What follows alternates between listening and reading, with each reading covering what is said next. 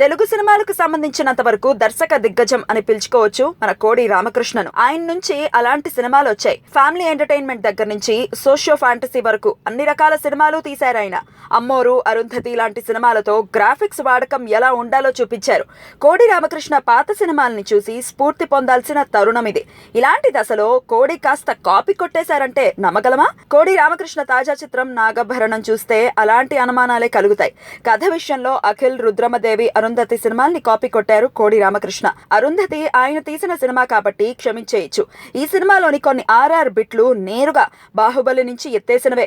బాహుబలి అభిమానులకు ఆ విషయం చాలా ఈజీగా అర్థమవుతుంది. నాగభరణం ప్రెస్ మీట్ లో కోడి రామకృష్ణ బాహుబలి గురించి కొన్ని ఆసక్తికరమైన కమెంట్లు చేశారు.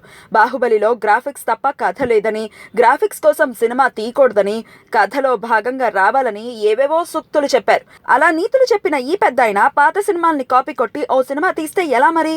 అందుకేనేమో ఈ సినిమాకి రిజల్ట్ కూడా అంతే ఘోరంగా వచ్చింది. ఈ సినిమాని డిజాస్టర్ల లిస్ట్ లోకి చేర్చేశారు సినీ విశ్లేషకులు. ఇలాంటి సినిమా కోడి రామకృష్ణ నుంచి వస్తుందని ఊహించలేదని ఆయన ఒకప్పటి అభిమానులు కూడా ఉసూరుమంటున్నారు.